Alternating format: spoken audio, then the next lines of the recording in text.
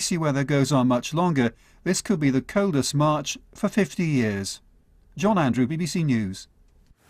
Well, they're amazing scenes. We've got James Whalley now from the travel news company Inrix. So, James, I mean, how is it looking across the country? Well, Chris, worst of all in Dumfries and Galloway in Scotland.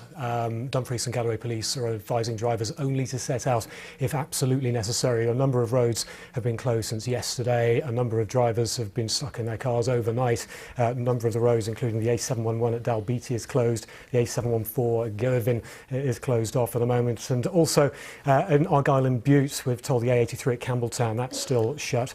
And the strong winds also have been causing problems, Chris, because where there hasn't been too much snow, especially in the eastern part of Scotland, it's being blown onto the roads from the fields. That's the case on the A90 in Angus at Teeling, we're told. And strong winds also causing problems for the Forth Road Bridge. So Forth Road Bridge currently closed to double-decker buses. So strong winds as well as the snow making for a difficult driving. I mean, you look at the digging out of vehicles we're seeing here, you just don't expect it as we get close to April, especially for such a sustained period and so bitingly cold. But I mean, perhaps the cold's affecting the whole country, but in terms of road disruption, I mean, it's not the whole of the UK, is it? It's not. It's worse in Scotland. Northern England, the Cross Pennine routes, of course, are the first to be closed. In Northern England, the Snake Pass, the Woodhead Pass closures have been in place, such as the Cat and Fiddle heading into Derbyshire.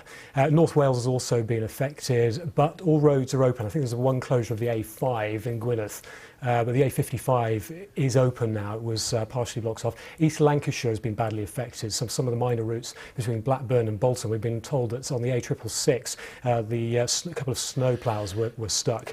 But as I say, yeah, it is Northern England, parts of Northern Wales and Scotland. Central England isn't too badly affected. I think I'm checking our Inrix data about 10 minutes ago, and one of the most southerly routes was the A417 at, I think it was Driffield, in Gloucestershire, which was affected by snow. The advice is always to people, if they're going to travel, check the situation beforehand. How do you do that without wanting to plug any particular service? What is the most effective way for people to find out what's happening to wherever they're travelling? BBC Local Radio travel news information is powered by Inrix, and we keep all the information up to date 24 hours.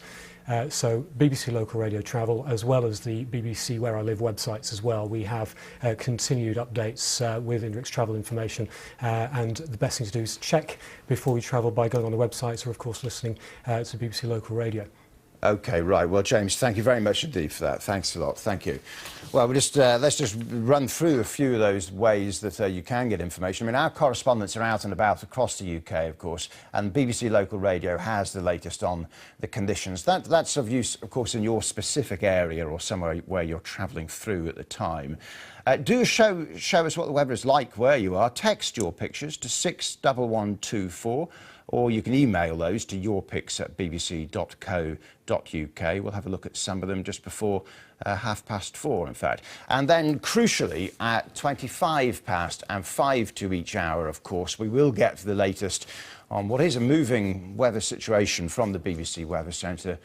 And just finally, for the very latest news on the weather and the other main stories, well, you can head to the BBC News website. Usual address there, bbc.co.uk/news.